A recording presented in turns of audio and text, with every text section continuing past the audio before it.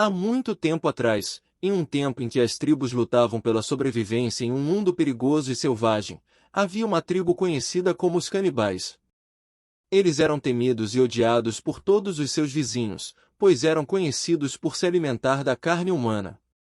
Essa prática era vista como abominável e cruel pelas outras tribos, que se recusavam a se associar ou fazer qualquer tipo de acordo com os canibais. A tribo dos canibais era liderada por um homem sanguinário chamado Zog. Ele era um guerreiro forte e temido por todos que o conheciam. Ele acreditava que a força e o poder de sua tribo vinham de devorar seus inimigos. Os canibais eram conhecidos por sua crueldade e ferocidade na batalha, e muitas vezes eram evitados pelas outras tribos. Certo dia, uma tribo vizinha se aproximou do território dos canibais em busca de um acordo de paz. Os líderes das tribos se reuniram para discutir os termos do acordo, mas Zog viu uma oportunidade para aumentar o poder de sua tribo. Ele fingiu estar disposto a fazer um acordo de paz, mas, na verdade, ele estava planejando uma emboscada.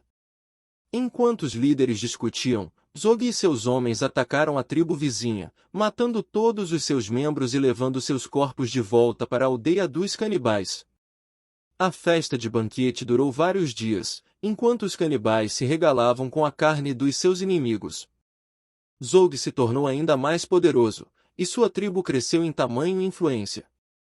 No entanto, a ação de Zog não ficou impune. As outras tribos, que haviam testemunhado o ataque, ficaram indignadas com o comportamento dos canibais e se uniram para lutar contra eles. Uma grande batalha foi travada, e apesar da crueldade e ferocidade dos canibais, eles foram superados em número. No final, os canibais foram derrotados e forçados a fugir para longe dali.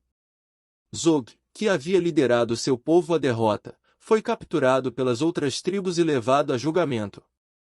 Ele foi considerado culpado de crimes contra a humanidade e condenado à morte. Após a execução de Zog, as práticas bárbaras dos canibais foram condenadas por todas as tribos, e sua tribo foi deixada isolada e sozinha. Com o tempo, eles desapareceram completamente, e sua história se tornou um lembrete sombrio das consequências da ganância e crueldade humana. Hoje, a tribo dos canibais é lembrada apenas como um exemplo terrível da brutalidade e selvageria do passado. Seus rituais e costumes foram esquecidos, mas sua história permanece viva na memória das tribos que sobreviveram à sua crueldade. A lição que os canibais deixaram para a humanidade é a de que a ganância e a violência nunca levam a lugar algum, e que a única maneira de garantir a sobrevivência e prosperidade é através da cooperação e da empatia. Com o tempo, as tribos aprenderam a conviver pacificamente e a compartilhar recursos uns com os outros. As práticas brutais dos canibais se tornaram um lembrete sombrio do passado, e as tribos se esforçaram para deixar essa brutalidade para trás.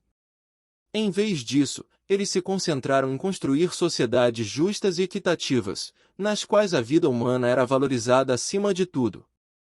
As histórias dos canibais, no entanto, permaneceram vivas nas lendas e nas tradições orais que foram passadas de geração em geração. As tribos contavam essas histórias para seus filhos, como uma maneira de ensiná-los sobre os perigos da violência e da crueldade, e de reforçar a importância da cooperação e da empatia. À medida que as tribos prosperaram, eles começaram a trocar histórias e conhecimentos uns com os outros. As histórias dos canibais, que antes eram vistas como um sinal de vergonha e horror, se tornaram um símbolo de como as tribos haviam aprendido com os erros do passado e se esforçado para construir um futuro melhor.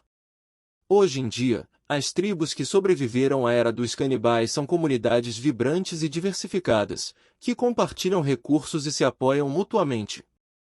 Embora as histórias dos canibais possam parecer assustadoras e repugnantes, elas também são um lembrete importante de como a humanidade pode ser cruel e destrutiva quando não trabalha em conjunto.